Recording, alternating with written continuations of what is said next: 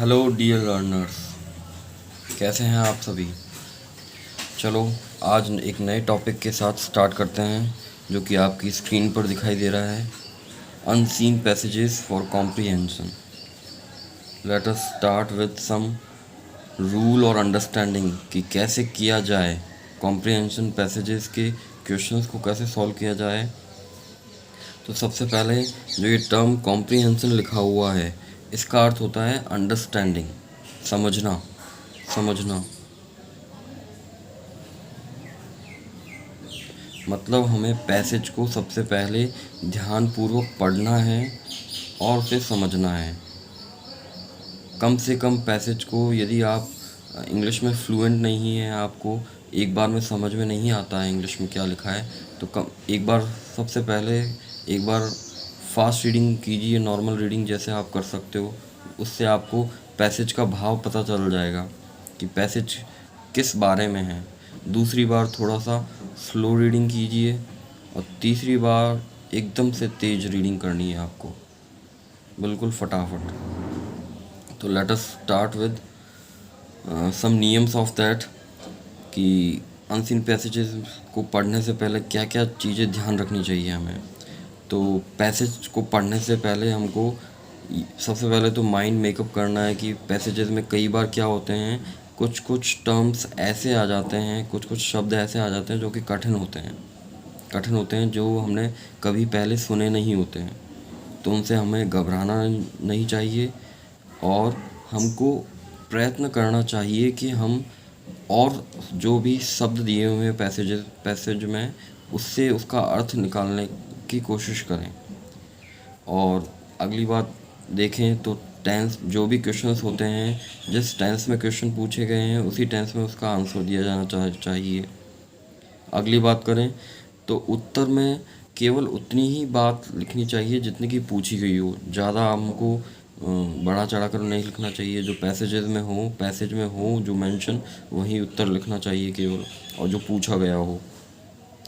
फिर और बात करें तो पैसेज में जो सामान्यतः क्वेश्चंस होते हैं, वो क्वेश्चन WH वर्ड से स्टार्ट होते हैं, जो कि आप लोग जानते होंगे। जैसे कुछ यहाँ पे लिखे हुए हैं, जैसे वॉट हो गया, विच हो गया, हु हो गया, हुम हो गया। वॉट आता है क्या, कौन सी के लिए। विच आता है कौन सी के लिए। हु आता है कौन, किन्होंने, किसने के लिए। हुम आता है किससे, किनसे, किसको, किनको के लिए। ऐसे ही कुछ और होते हैं। हुज़ आता है किसका, किनका, किसके, किसकी के लिए। वैन आता है कब, किस समय के लिए। वेयर आता है कहाँ, किस जगह के लिए। वाई होता है क्यों, किस लिए। हाउ आता है कैसे, कितनी, किस साधन से। हाउ मच आता है कितना, कितनी के लिए। हाउ मैनी आता है कितने, कितनी के लिए। हाउ लॉन्ग आता है कब तक, कब से। और हाउ फार आता है कितनी दूरी के लिए। हाउ ओल्ड आता है कितना बड़ा या पुराना के लिए। और हाउ ऑफन आता है कितना बार, कब कब के लिए। तो ये कुछ WH वर्ड्स हैं जो कि W वर्ड से या H वर्ड से स्टार्ट होते हैं, और इनको क्वेश्चन मेकिंग वर्ड्स कहलाते हैं। ये इन्हीं से क्वेश्चन स्टार्ट होते हैं जनरली, और हमें इनका अर्थ आना चाहिए। उसी के बाद हम क्वेश्चन का अर्थ निकाल पाएंगे और उसको सॉल्व कर पाएंगे। फिर आगे बात करें तो नॉर्मली जो क्वेश्चंस होते हैं वो क्वेश्चन वर्ड से स्टार्ट होते हैं। सबसे पहले WH वर्ड आएगा, फिर हेल्पिंग वर्ब आती है, फिर सब्जेक्ट आता है, और फिर वर्ब आता है, और फिर क्वेश्चन मार्क आ जाता है। हमें क्वेश्चन का जब आंसर करना होता है तो सबसे पहले क्वेश्चन वर्ड को छोड़ना होता है, हमको सब्जेक्ट को पकड़ना होता है सब्जेक्ट से, और फिर उसके बाद में हेल्पिंग वर्ब लिख के शेष भाग को लिखते हैं, हम उत्तर को लिखते हैं अपने। जैसे कि ये नीचे लिखा हुआ है what is Ram going. What से देखो WH वर्ड के व्हाट से स्टार्ट हुआ है, और इसके बाद हेल्पिंग वर्ब आया है ये, और फिर राम, और फिर डूइंग आया है।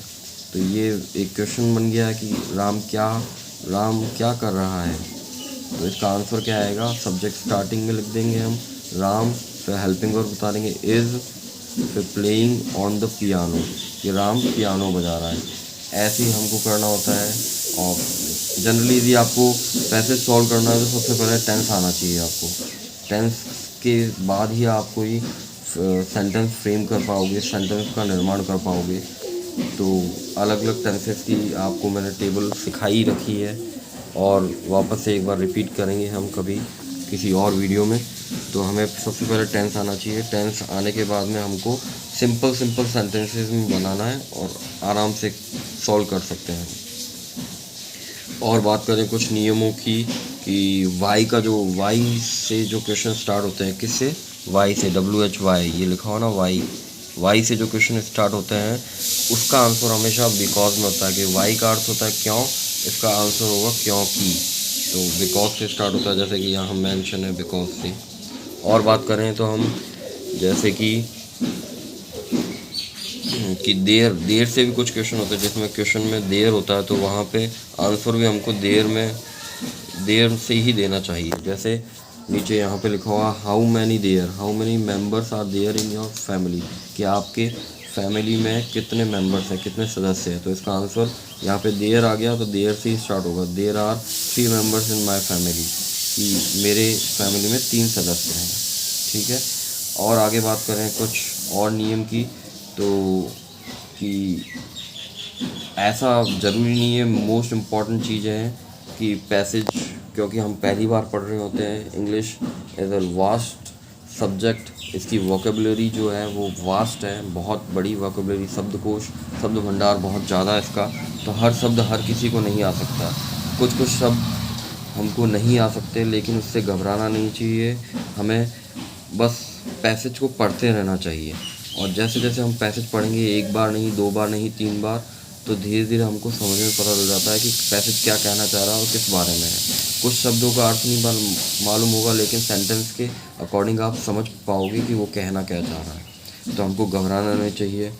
और उत्तर जो होते हैं हमारे पैसेजेस के क्वेश्चंस के, वो एकदम सटीक होने चाहिए। यूँ नहीं कि आप पूछ क्या रहा है, आप अपने मन से दे रहे हो। जो पैसेज में लिखा हुआ है वही हमको उत्तर में देना चाहिए।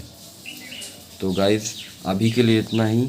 ये थे पैसेजेस, अनसीन पैसेजेस को कॉम्प्रीहेंड करने और क्या क्या ध्यान रखना चाहिए उसको सॉल्व करने से पहले। तो जस्ट मैं एक सार में कहूँ तो हमको पैसेज को पढ़ने से पहले घबराना नहीं चाहिए। यदि इंग्लिश आपकी कमज़ोर भी है तो भी हमको घबराना नहीं है। कम से कम उसको 3 रीडिंग दो, एक बार फास्ट रीडिंग दो पहले, सबसे पहले, जिससे आपको अर्थ का पता चल जाए कि पैसेज क्या कहना चाह रहा है या किस टॉपिक से रिलेटेड है।